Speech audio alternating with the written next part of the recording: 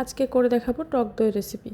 খুব সহজ এবং ঘরোয়া পদ্ধতিতেই তৈরি করতে পারবেন, তাই দেরি না করে দেখে নিন ফুল ভিডিওটা। এবং সাথে থাকছে কিছু টিপস অ্যান্ড ট্রিক্স, তাই না টেনে পুরো ভিডিওটা দেখার অনুরোধ রইল। প্রথমেই আমি একটি হাঁড়িতে 3 কাপ পরিমাণ দুধ নিয়ে নিলাম। এবার আমি চুলার ফ্লেমটা ধরিয়ে দিব এবং মিডিয়াম আঁচেই আমি 3 থেকে 4টা ব্লক তুলে নিব। আমি এখানে প্যাকেটজাত দুধ নিয়েছি, আপনারা চাইলে খাঁটি গরুর দুধ দিয়েও তৈরি করতে পারবেন। টক দইয়ের জন্য দুধটাকে খুব বেশি ঘন করার প্রয়োজন নেই। মিষ্টি দইয়ে যেমন দুধটা অনেক বেশি ঘন করে নিতে হয়, টক দইয়ের জন্য দুধটাকে 2 থেকে 3টা ব্লক তুলে নিলেই হয়। দুধটা যখন জাল হয়ে যাবে তখন আমি আলাদা একটা পাত্রে ঢেলে নিয়েছি দুধটা ঠান্ডা হওয়ার জন্য। আর ঠান্ডা হতে হতে এই ফাঁকে আমি টক দইয়ের বীজটা তৈরি করে নিব। পারফেক্টভাবে দই তৈরি করতে গেলে বীজটাকে পারফেক্টলি তৈরি করতে হবে। দই বীজের জন্য যে দইটা আমি ইউজ করব সেই দইটাকে আগে পানি ঝরিয়ে নিব। এটাকে সুন্দর করে পানি ঝরিয়ে নিতে হবে, না হলে কিন্তু দইটা বসবে না। তারপর একটি বাটিতে একটু চামচ দিয়ে বা হ্যান্ড উইক্স দিয়ে সুন্দর করে ফেটিয়ে নিব।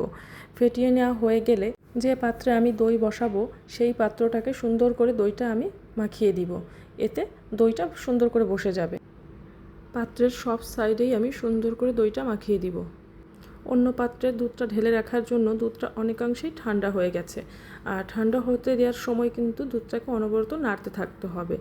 নাড়ার কারণ হচ্ছে দুটো, যে একটাতে ফোমও হবে এবং হচ্ছে আপনার দুধটাতে সর পড়ে যাবে না। এরপর দুধের মধ্যে আমি একটু আঙুলটা দিয়ে দেখব যে দুধটা ঠান্ডা হলো কি না।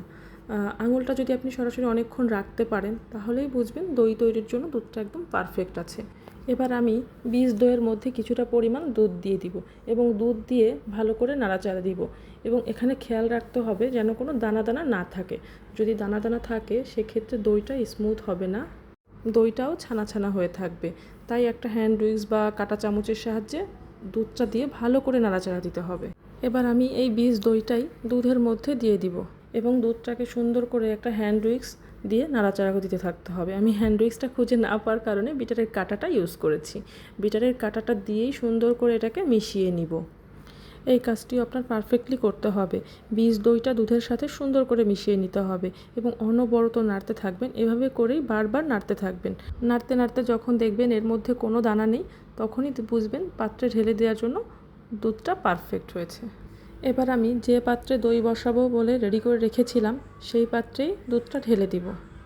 দুধটা ঢালার সময় একটু উঁচু করে আস্তে আস্তে করে ঢালবেন, তাহলে দেখবেন উপরে একটা ফোম হয়েছে। এবার আমি একটা কাগজের সাহায্যে দইয়ের বক্সের মুখটা আটকে দিলাম।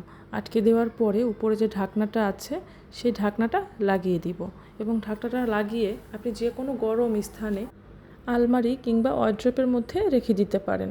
আমি সবসময় আলমারির মধ্যেই দইটা জমতে দেই, এতে করে পারফেক্টলি দইটা বসে যায়।